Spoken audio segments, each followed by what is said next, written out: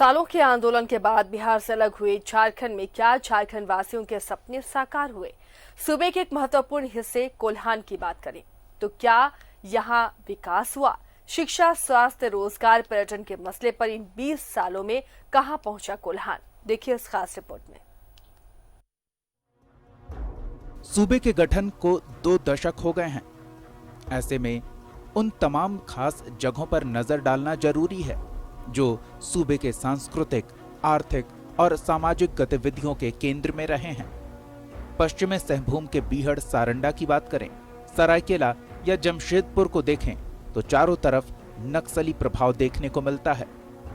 लेकिन समय बदला, हर जगह सड़कों का जाल बिछाया गया और ऐसे में अभूतपूर्व प्रगति नजर आई। गांव-गांव को सड़कों से जोड़ा गया। केंद्र और राज्य की योजनाओं को धरातल पर उतारने की पुरजोर कोशिश हुई, जिसका असर देखने को मिल रहा है। विकास की रोशनी गांव-गांव पहुंची, जिससे अंधियारा छटा और अब लोग भी नक्सलियों से और नक्सली विचारधारा से दूरी बनाते हुए विकास के मुख्य धारा से जोड़ रहे हैं खुद को। आयुष्मान योजना हो, किसानों से जुड़ी योजना या कोई अन्य दूसरी विकास योजनाएं, अब सब कुछ धरातल पर प्रभावी तरीके से उतर रहा है और लोगों को इसका फायदा भी मिल रहा है। कोल्हान की शिक्षा की बात करें तो चाईबासा में कोल्हान विश्वविद्यालय का बनना एक बड़ी उपलब्धि रही है। बिजली की उपलब्धता भी अब क्षेत्र में बेहतर हुई है। हालांकि झारखंड आंदोलनकारी सह पूर्व सांसद शैलेंद्र महतो इन 2 दशकों में हुए काम से संतुष्ट नहीं। कोल्हान में तो विकास की गंगा बहनी चाहिए, चाहे केंद्र की सरकार हो चाहे स्टेट की सरकार। कोल्हान एक ऐसा क्षेत्र है जहां विश्व बैंक का पैसा आता है। आप बिलीव नहीं करेंगे यानी कि 1-1 किलोमीटर के लिए 2-2 करोड़ रुपया, 20-20 करोड़ रुपया आता है। आप कोल्हान जाइए, 20 करोड़ रुपया विश्व बैंक का 1 किलोमीटर रोड के लिए आता है कि वो, हमको लगता है कि वो ऐसा कंक्रीट बनेगा कि 20 साल टूटेगा भी नहीं। लेकिन हमारी जागरूकता भी जरूरी है। चक्रधरपुर डिवीजन है जो रेलवे का है, आज सबसे ज़्यादा पैसा जो अपना ट्रांसपोर्टिंग में केंद्र सरकार को देती है, राज्य सरकार को देती है।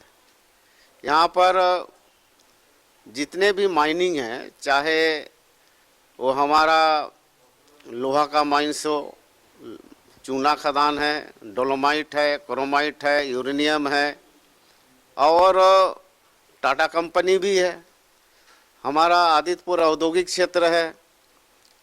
तो इस तरह से जो कोल्हान से जो सरकार को पैसा दिया जाता है, उसके एवज में आज यहाँ नया कुछ भी नहीं दिखाई दिया। वैसे तो 20 साल कम नहीं होता, लेकिन झारखंड जिस तरह से राजनीतिक उथल-पुथल के दौर से गुजरता रहा, उसके हिसाब से मौजूदा काम भी पर्याप्त माने जा सकते हैं। चुनौतियां कई हैं। आज भी बड़ी संख्या में कोल्हान और झारखंड से मजदूरों और छात्रों का पलायन जारी है। जमशेदपुर और कोल्हान में सूबे के ज्यादातर उद्योग धंधे हैं, बावजूद इसके पलायन का न रुकना चिंता का विषय है। कोल्हान में उच्च शिक्षा के बेहतर विकल्प नहीं है। XLRI, MGM मेडिकल कॉलेज के अलावा कुछ प्राइवेट इंजीनियरिंग संस्थान खुले हैं, पर वो नाकाफी हैं। हालांकि अच्छी बात यह है कि मणिपाल मेडिकल कॉलेज जल्द खुलेगा और वो टाटा और मणिपाल का संयुक्त संस्थान होगा, जहां बेहतर स्वास्थ्य सुविधाओं के साथ उच्च शिक्षा भी मिलेगी। विश्वविद्यालय का PM ऑनलाइन उद्घाटन कर चुके हैं। विमेंस कॉलेज ही महिला विश्वविद्यालय बन गया। पर्यटन की बात करें तो पर्यटन के क्षेत्र में और काम होने की जरूरत है। संभावनाएं अनंत हैं। मशहूर दलमा सेंचुरी में पिंडरबेड़ा गेस्ट हाउस के अलावा मकुला कोच में अत्याधुनिक गेस्ट हाउस और ट्राइबल गेस्ट हाउस का निर्माण किया गया।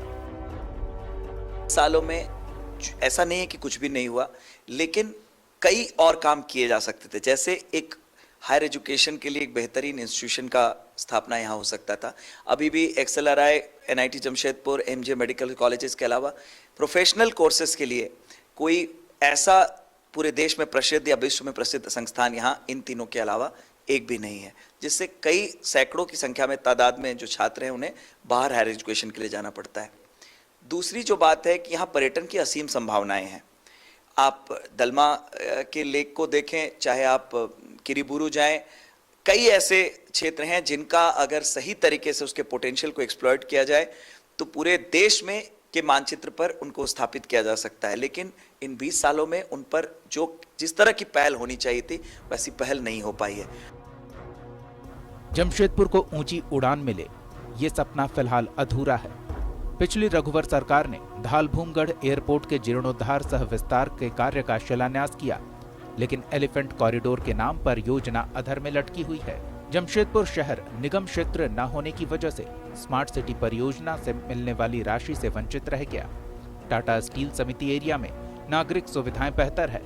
हालांकि इसकी वजह से जमशेदपुर को 2 स्तर पर बांटा जा सकता है, एक खूबसूरत कॉरपोरेट लुक और दूसरा गैर टिस्को क्षेत्र जहां विकास कार्यों की काफी जरूरत है। तो जमशेदपुर को गति देने वाला NH-33 भी बदहाल स्थिति में है, जिस पर ध्यान देना जरूरी है।